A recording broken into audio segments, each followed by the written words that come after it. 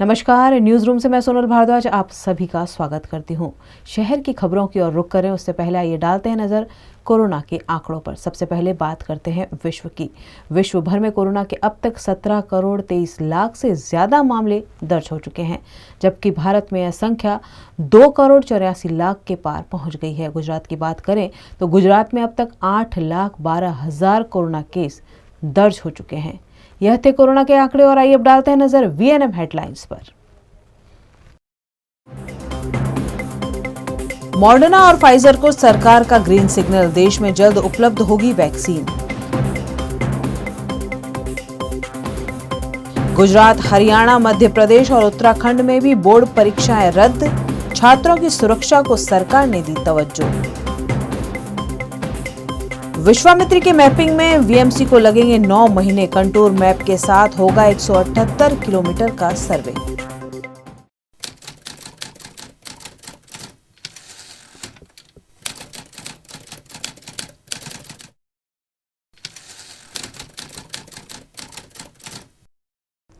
विश्व के सबसे ज्यादा जनसंख्या वाले देशों में से एक भारत को कोरोना महामारी से उबारने के लिए वैक्सीनेशन ही एक इलाज है। ऐसे में भारत में जल्द विदेशों में अप्रूव्ड की गई वैक्सीन उपलब्ध हो सकती है। केंद्र सरकार मॉडर्ना और फाइजर की वैक्सीन को जल्द से जल्द देश में उपलब्ध कराने के लिए उनकी शर्तें मानने को तैयार हो गई है। Drug controller general of India ने कहा है कि अगर इन कंपनियों की वैक्सीन को बड़े देशों और वर्ल्ड हेल्थ ऑर्गेनाइजेशन से इमरजेंसी यूज की मंजूरी मिली हुई है तो भारत में इन्हें लॉन्चिंग के बाद ब्रिज ट्रायल की जरूरत नहीं है। मॉडर्ना और फाइजर उन कंपनियों में शामिल है जिन्होंने भारत सरकार से अपील की थी कि वह हर्जाने और इमरजेंसी यूज की इजाजत देने के बाद होने वाले लोकल ट्रायल्स की जरूरत को खत्म करे। सरकार ने अभी वैक्सीन के इस्तेमाल के बाद होने वाले बड़े साइड इफेक्ट्स को लेकर हर्जाने या जवाबदेही जैसी शर्त पर फैसला नहीं किया है। यह शर्त काफी बड़ा असर डालेगी, हालांकि इस पर भी फैसला जल्द लिया जा सकता है। डीजीसीआई के चीफ विजय सोमानी ने कहा है कि डब्ल्यूएचओ जैसे स्वास्थ्य संगठन और बड़े देशों में मंजूरी मिल जाने के बाद भारत में इन वैक्सीन की क्वालिटी और स्टेबिलिटी को लेकर टेस्ट नहीं किए जाएंगे। कोरोना की दूसरी लहर में बड़ी तादाद में केस सामने आ रहे हैं। ऐसे में देश में वैक्सीन की बड़े पैमाने पर जरूरत है। इस जरूरत को जल्द से जल्द पूरा करने के लिए विदेशी वैक्सीनों के आयात की जरूरत है। फैसला इसी को ध्यान में रखकर किया गया है। प्रधानमंत्री नरेंद्र मोदी ने कल अन्य राज्यों के मुख्यमंत्रियों के साथ बैठक कर बोर्ड परीक्षाओं के सामने छात्रों के स्वास्थ्य को तवज्जो दी थी। इसी तर्ज पर गुजरात में भी 12th की बोर्ड परीक्षाओं को रद्द कर दिया गया है। कोरोना संकट को देखते हुए गुजरात सरकार ने बच्चों को एक बड़ी राहत दी है। सीबीएसई और आईसीएसई बोर्ड के बाद अब गुजरात बोर्ड ने भी 12वीं की परीक्षा रद्द कर दी है। गुजरात सरकार ने आज सुबह यानी बुधवार को 12वीं की परीक्षा रद्द करने का आदेश जारी कर दिया। इससे पहले गुजरात कैबिनेट की एक बैठक हुई जिसमें परीक्षा को रद्द करने पर आम सहमति बनी। कैबिनेट की बैठक में इस बात पर भी चर्चा हुई कि कोरोना की दूसरी लहर को देखते हुए हालात अभी भी ऐसे नहीं हैं कि बच्चों की सेहत को खतरे में डालने का जोखिम उठाया जा सके। कल सीबीएसई बोर्ड एग्जाम कैंसिल करने का फैसला लेते हुए प्रधानमंत्री नरेंद्र मोदी ने भी यही कहा था कि छात्रों का स्वास्थ्य हमारी पहली प्राथमिकता है। हालांकि कल यानी मंगलवार को गुजरात माध्यमिक शिक्षा बोर्ड ने घोषणा की थी कि कक्षा 10वीं और 12वीं की बोर्ड परीक्षाएं 1 जुलाई से शुरू हो रही है। गुजरात बोर्ड ने इन एग्जाम्स का पूरा टाइम टेबल भी जारी कर दिया था। बोर्ड की वेबसाइट पर भी नया टाइम टेबल लगा दिया गया था, लेकिन गुजरात सरकार ने छात्रों के हित में यह निर्णय लिया है। 10वीं कक्षा के छात्रों को पहले ही मास प्रमोशन दिया जा चुका है।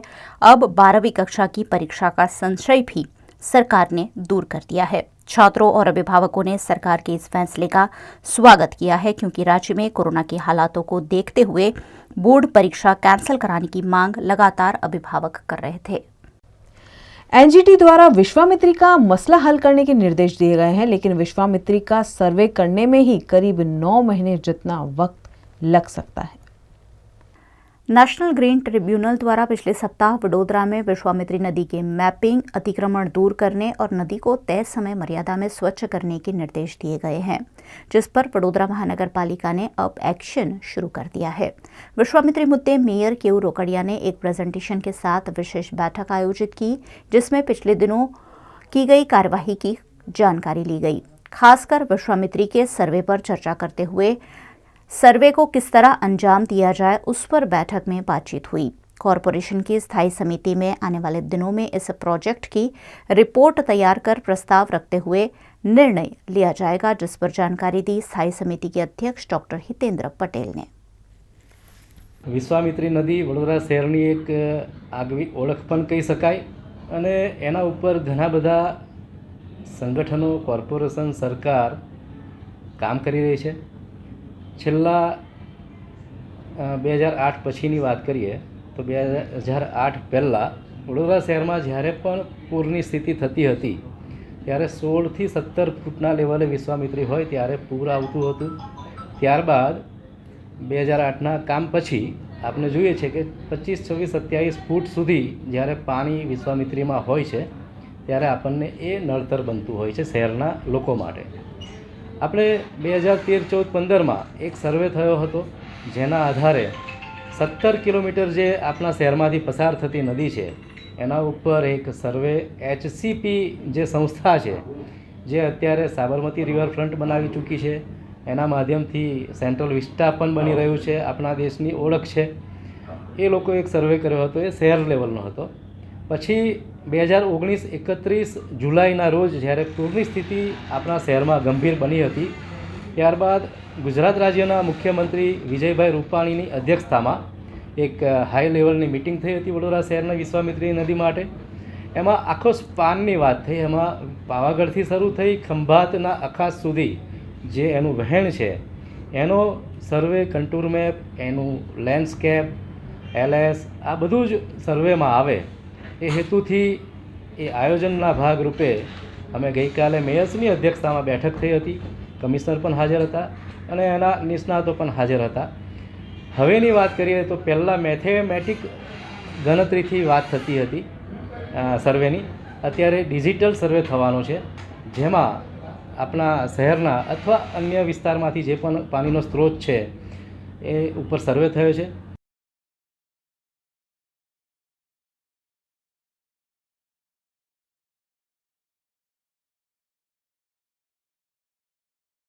सूरत में दूषित पानी पीने से एक ही दिन में 50 से ज्यादा लोग बीमार हो गए हैं और कई लोगों की मौत होने से इलाके में हड़कंप मच गया है। सूरत पर कोरोना वायरस का कहर पहले से ही छाया हुआ है और अब सूरत के कठोर की विवेक नगर कॉलोनी में किसी बीमारी की वजह से 50 से ज़्यादा लोग एक ही दिन में बीमार पड़ गए होने की घटना दर्ज हुई है, जिसमें से करीब 6 मरीजों की मौत भी हुई है। घटना की जानकारी पाकर सूरत के म्यूनिसिपल कमिश्नर और स्वास्थ्य अधिकारी मौके पर पहुंचे और स्थिति का जायजा लिया। यहां पीने की पाइपलाइन प्रदूषित होने से गंदा पानी पीकर लोग बीमार पड़ रहे होने का अंदाजा लगाया जा रहा है। स्थानीय पुलिस भी मामले की जांच कर रही है।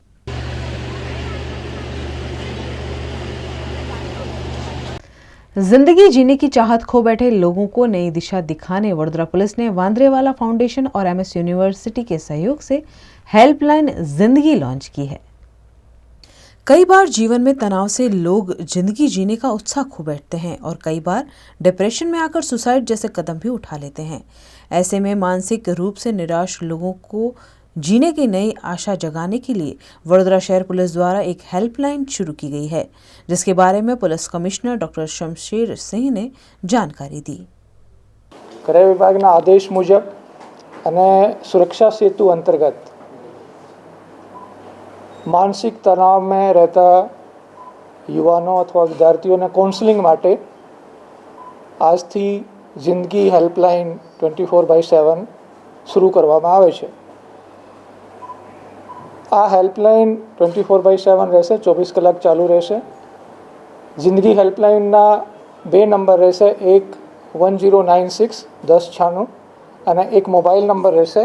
મોબાઈલ નંબર છે 706 99 44 100। તો આ મોબાઈલ નંબર બી 24 કલાક ચાલુ રહેશે। આ જિંદગી હેલ્પલાઇન में જે કાઉન્સેલિંગ છે, કાઉન્સેલિંગ માટે MS યુનિવર્સિટી અને વાંદરાવાલા ફાઉન્ડેશન એમના જે કાઉન્સલર છે એમની મદદ લેવામાં આવશે।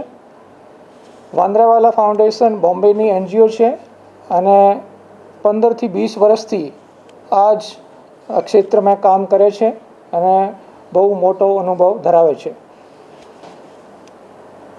આના ખાસ ઉદ્દેશ્ય એ છે કે युवाओं में, विद्यार्थियों में अथवा अन्य कोईपण व्यक्ति में मानसिक तनावना कारणे घणी वखते ए डिप्रेशन में आवता होय छे अने एने खाली सांभळवानी जरूरत होय छे.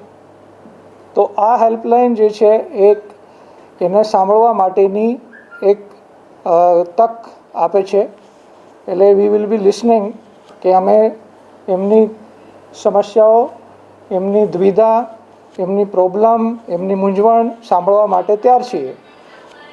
અને જ્યારે એની પ્રોબ્લેમ અમારે પાસે આવશે તો અમારા જે કાઉન્સલર છે એ કાઉન્સલર પ્રોબ્લેમ ના સોલ્વ કરી શકે તો અમે જે વિશેષજ્ઞો છે, પ્રોફેશનલી ટ્રેન્ડ વ્યક્તિઓ છે એમને સાથે એની કાઉન્સલિંગ કરાવશું.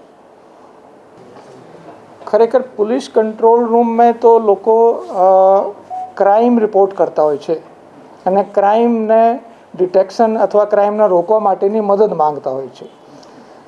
આ હેલ્પલાઇન એવી છે કે જ્યાં માણસ ક્રાઇમ રિપોર્ટ નથી કરતો અને ક્રાઇમ રોકવા માટેની મદદ નથી માંગતો, પણ એને કોઈ સમસ્યા છે અને આ સમસ્યા એને એ કોઈને શેર નથી કરી શકતો.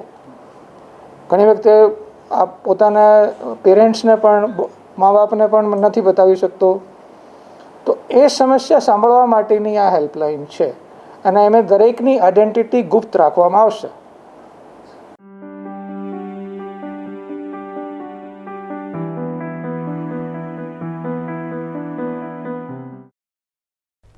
न्यूज रूम से खबरों का सिलसिला लगातार जारी रहेगा. बने रहिए हमारे साथ, देखते रहिए VNM न्यूज. लॉकडाउन के दौरान हमने बहुत सारी रेसिपीज ट्राई की है, कुछ रेसिपीज हमने मॉडिफाई भी की है. ठीक उसी तरह से हमने भी आपका पसंदीदा शो आपकी रसोई मॉडिफाई किया है और उसे हम लेकर आए हैं एक नए रूप में, जहां आपको अपनी रेसिपी खुद ही शूट करनी है. लेकिन आपको कुछ बातों का ध्यान रखना है कि जब आप अपनी रेसिपी मोबाइल के जरिए शूट कर रहे हैं तो वो शूट आपको हॉरिजॉन्टली करना है. और दूसरा, अपनी रेसिपी के बारे में खुद ऑन स्क्रीन हमारे दर्शकों को कुछ बताना भी है, ताकि हम आपको और आपकी जायकेदार रसोई को सभी के रसोई तक पहुंचा सके. तो इंतजार किस बात का, फटाफट वीडियो शूट करके स्क्रीन पे दिख रहे नंबर पर हमें जरूर भेजें. युग धर्म नोटबुक, फाइल्स, स्टेशनरी खरीदने की आपकी अपनी पसंदीदा जगह. सालों से वडोदरा शहर के लोगों की पहली पसंद. युग धर्म में नए साल में भी आपके लिए बहुत कुछ. Yug Dharma stationery, Kalakhoda circle, Makarpura GIDC, K10 Sarabhai campus, Manjusar GIDC और अंकलेश्वर GIDC.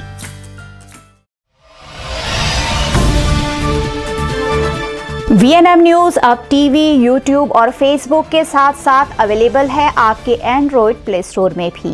VNM टीवी की एप्लीकेशन डाउनलोड करें और रहे शहर की खबरों से अपडेट. तो आज ही अपने प्ले स्टोर में जाइए, VNM टीवी की एप्लीकेशन डाउनलोड कीजिए और एक क्लिक पर ही देखिए शहर की ताज़ा तरीन खबरें दिन भर.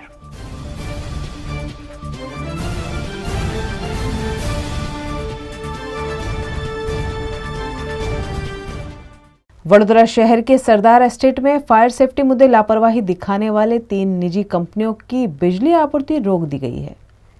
वडोदरा महानगर पालिका के फायर विभाग द्वारा सरदार एस्टेट की सभी कंपनियों को फायर प्रोटेक्शन सिस्टम मुद्दे नोटिस दिया गया था और जल्द से जल्द फायर सेफ्टी का इंतजाम करने के निर्देश भी दिए गए थे. उसके बावजूद B34 ब्लॉक की हेम industry, Ndidi licence private limited और स्ट्रीट फिकोटिन पाउडर नामक 3 निजी कंपनियों पर कार्रवाई करते हुए पावर सप्लाई दमकल विभाग ने रोक दिया है. रोड नंबर 3 हेम इंडस्ट्री ગયા વર્ષે નોટિસ આપવામાં આવી હતી જાહેર જનતાની સલામતી માટે અને કંપનીની સલામતી માટે ફાયર પ્રોટેક્શન સિસ્ટમ લગાવવા માટે વડોદરા અગ્નિશમન અને તાત્કાલિક સેવા કેન્દ્ર તરફથી નોટિસ આપવામાં આવી હતી. 1 વર્ષ પછી ઘણી વખતો નોટિસ આપી, તેમ છતાં હેમ ઇન્ડસ્ટ્રી દ્વારા હજી સુધી ફાયર પ્રોટેક્શન સિસ્ટમ લગાવવા માટે કોઈપણ જાતની પ્રક્રિયા હાથ ધરવામાં આવી નથી. તો વડોદરા ફાયર બ્રિગેડના chief fire officer Shri Parth Brahmbhatt સાહેબના માર્ગદર્શન અનુસાર અને જાહેર જનતાની સલામતી માટે હેમ ઇન્ડસ્ટ્રીને અત્યારે પાવર સપ્લાય કટઅપ કરવા માટે આવ્યા છે.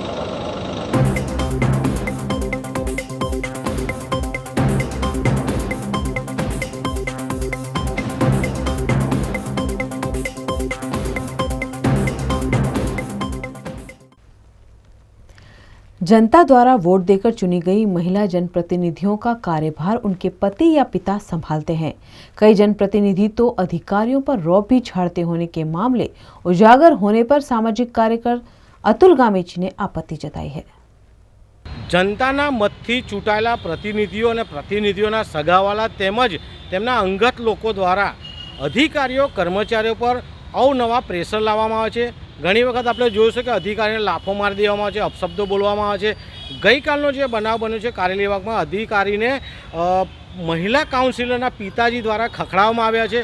તો આ એક બનાવ છે, ગેરવ્યાજબી બનાવ છે। જો અધિકારી કે કર્મચારી કામ ના કરતા તો સીધી ફરિયાદ કમિશનર સાહેબને કરી શકાય છે। બીજી બાજુ જોવા જઈએ તો ચૂંટાયેલા જે મહિલા કાઉન્સિલરો છે એમના પતિ દ્વારા પણ વહીવટ કરવામાં અહીંયા આવી રહ્યો છે। ઘણી જગ્યાએ સરપંચોમાં બી આ થઈ રહ્યું છે, મહિલા કાઉન્સિલરોમાં આવું થયું છે।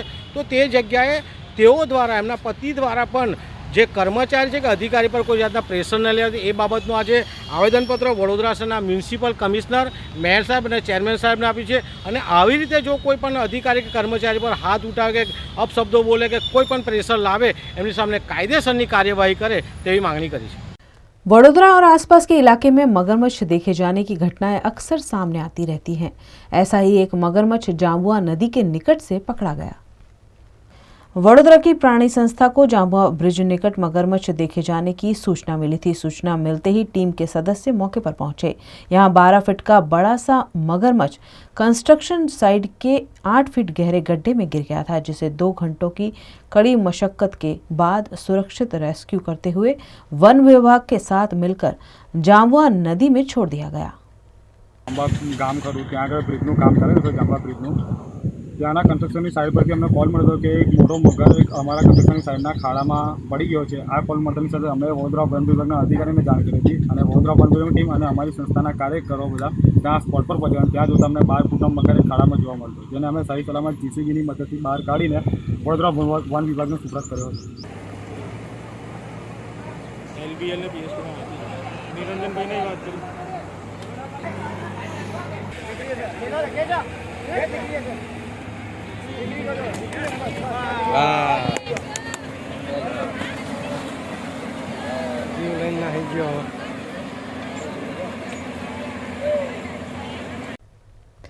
कोरोना महामारी में वडोदरा शहर के सामाजिक संगठनों ने गरीबों और जरूरतमंदों की हर संभव सहायता की है, ताकि बुरे दौर से गुजर रहे लोगों को मदद की जा सके। स्टारलिंक सेवा फाउंडेशन द्वारा कोरोना महामारी में जरूरतमंदों को सहायता देने के आशय के साथ फूड पैकेट का वितरण किया गया। मांजलपुर ब्रिज के नीचे कई गरीब लोग बसते हैं। इन लोगों को फूड पैकेट मुहैया कराकर स्टारलिंक सेवा फाउंडेशन ने अपना सामाजिक उत्तरदायित्व निभाया।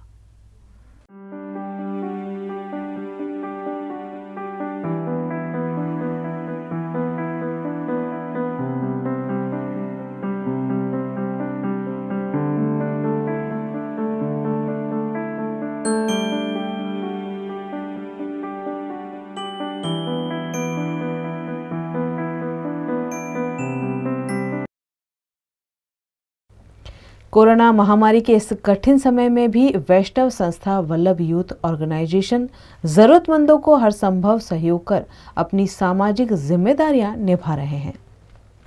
वल्लभ यूथ ऑर्गेनाइजेशन द्वारा कोविड केयर ड्राइव के तहत नरहरी अस्पताल को 42 लाख की लागत से 6 वेंटिलेटर और 15 लाख की लागत से 15 बाईपैप मशीन दिए गए हैं। इन संसाधनों का गांधीनगर से राज्यपाल आचार्य देवव्रत की वर्चुअल उपस्थिति में लोकार्पण किया गया। इसके अलावा 5.44 लाख की लागत से 544 सुरक्षा किट कोरोना वॉरियर्स की सुरक्षा में दी गई है।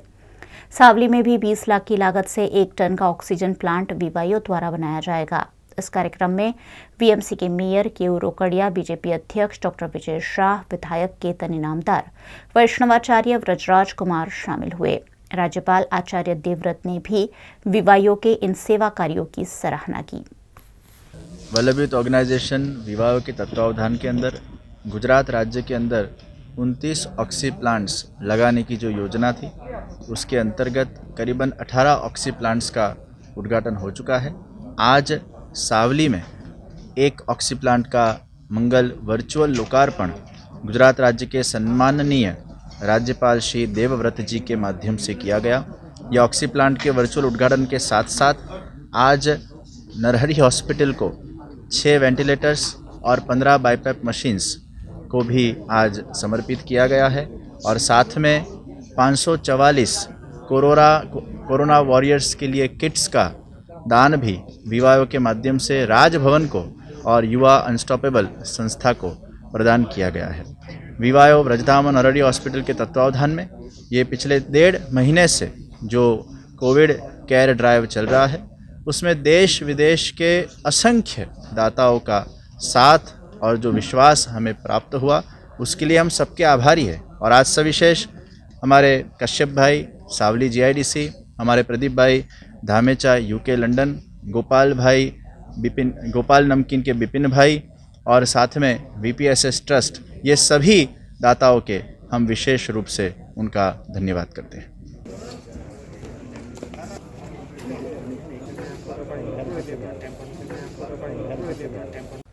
छोटा उदयपुर के बोडेली में बिना किसी मेडिकल डिग्री के गांव की जनता के स्वास्थ्य से खिलवाड़ कर रहे फर्जी डॉक्टर को जिला पुलिस SOG ने गिरफ्तार किया है। वडोदरा शहर जिला में इन दिनों फर्जी डॉक्टरों पर कानूनी कार्रवाई की जा रही है। ऐसी ही एक जांच में छोटा उदयपुर जिला पुलिस SOG को बोडेली पुलिस स्टेशन इलाके में पिछले 3 साल से प्रैक्टिस कर रहे डॉक्टर के बारे में जानकारी मिली। मामले की जांच पड़ताल में पश्चिम बंगाल निवासी आनंद कुमार विश्वास बिना किसी मेडिकल डिग्री के यहां प्रैक्टिस कर रहा होने की हकीकत उजागर हुई, जिस पर कार्रवाई करते हुए SOG टीम ने फर्जी डॉक्टर को दवाइयां, बोतल और इंजेक्शन के साथ गिरफ्तार कर लिया है।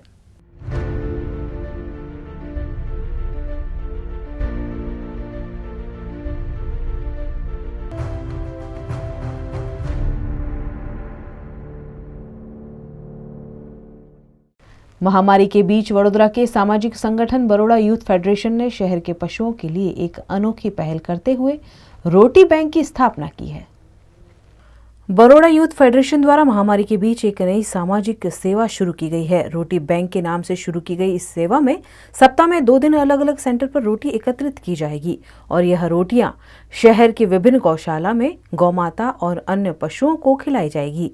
रोटी बैंक की शुरुआत भाजपा अध्यक्ष डॉक्टर विजय शाह, महामंत्री सुनील सोलंकी, नगर सेवक बंदिश शाह, बरोड़ा यूथ फेडरेशन और अग्रणी रुकमिल शाह और उनकी टीम की उपस्थिति में किया गया।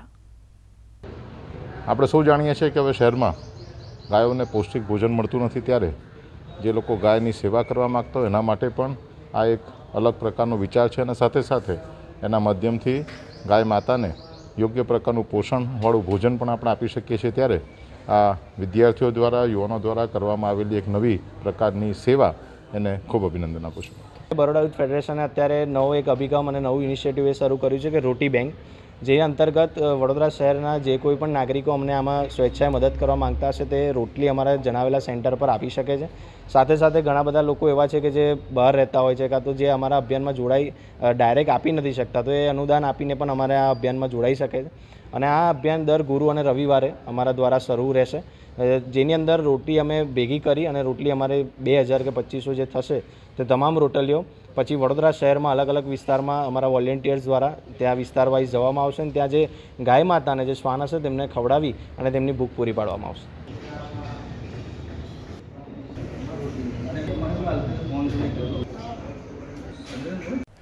पर्यावरण सप्ताह के उपलक्ष्य में मांजलपुर में कपड़े की थैलियों का वितरण कर प्लास्टिक की थैलियों से होने वाले प्रदूषण पर नागरिकों को जागरूक किया गया।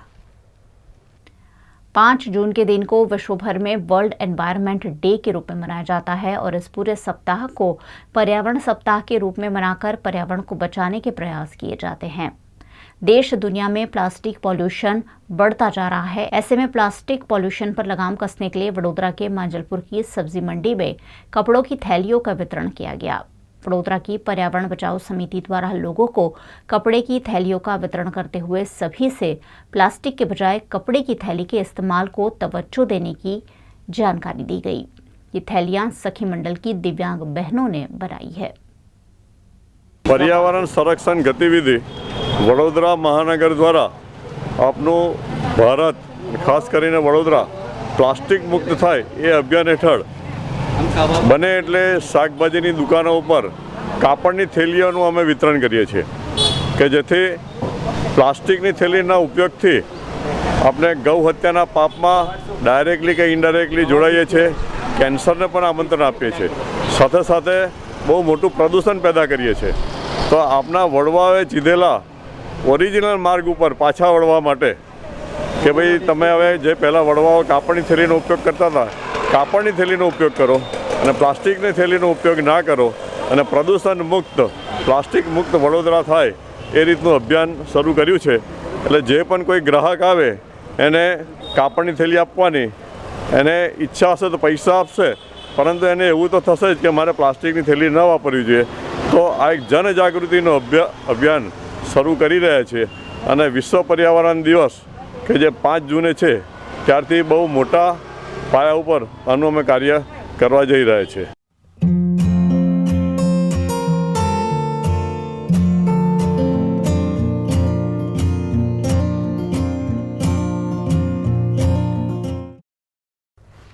शिनौर में नर्मदा नदी में नहाने उतरा परिवार हादसे का शिकार हो गया है.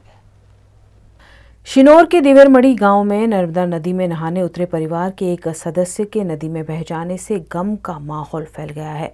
भरूच के झाड़ेश्वर के निवासी परिवार के सदस्य नर्मदा नदी में नहाने उतरे थे. इस दौरान 17 साल की बच्ची संस्कृति आचार्य के पानी में बह जाने से परिवार वालों ने उसे बचाने की कोशिश की. लड़की को बचाने की कोशिश में लड़की के चाचा उदय मुरारी पानी में बह गए, जिनकी तलाश पुलिस कर रही है. मोदी सरकार के 7 वर्ष पूर्ण होने की खुशी में सेवा ही संगठन अभियान के तहत डभोई में बीजेपी युवक मोर्चा का ब्लड डोनेशन कैंप आयोजित किया गया. भारतीय जनता पार्टी द्वारा सेवा ही संगठन के नाम से अलग अलग कार्यक्रम लगातार आयोजित हो रहे हैं. इसी क्रम में डभोई और कायावरोहण में इंदू ब्लड बैंक के सहयोग से ब्लड डोनेशन कैंप आयोजित किया गया, जिसमें डभोई के विधायक शैलेश मेहता उपस्थित रहे. कैंप में स्वैच्छिक रक्तदाताओं ने अपने रक्त का दान करते हुए महामारी के बीच भी सामाजिक उत्तरदायित्व निभाया. भारतीय जनता पक्ष युवा मोर्चा द्वारा ब्लड डोनेशन कैम्पનું આયોજન કરવામાં આવ્યું છે. આજે વડોદરા જિલ્લામાં 10 ઠેકાણે આ બ્લડ ડોનેશન કેમ્પના આયોજનો કરવામાં આવ્યા છે, જેના ભાગરૂપ ડભોઈ વિધાનસભામાં ડભોઈ નગર અને કાયાવરોણ ખાતે બ્લડ ડોનેશન કેમ્પનું આયોજન કરવામાં આવ્યું છે. ડભોઈ નગરમાં આપ જોઈ શકો છો કે મોટી સંખ્યામાં યુવાનો અને ભારતીય જનતા પક્ષના તમામ આગેવાનો શુભેચ્છકો હાજર રહ્યા છે અને મોટી સંખ્યામાં લોકો અને યુવાનોનો ઉત્સાહ આ બ્લડ ડોનેશન માટે દેખાય છે. ફક્ત રાજકીય રીતે યુવાનોનો ઉપયોગ નહીં, પણ સામાજિક રીતે પણ ભારતીય જનતા પક્ષ દ્વારા યુવાનોને એક નવો રાહ ચીંધવામાં આવ્યો છે. એ બદલ ભારતીય જનતા પક્ષ યુવા મોરચાના અને સંગઠનના તમામ પદાધિકારીઓને અભિનંદન આપું છું, શુભેચ્છા પાઠવું.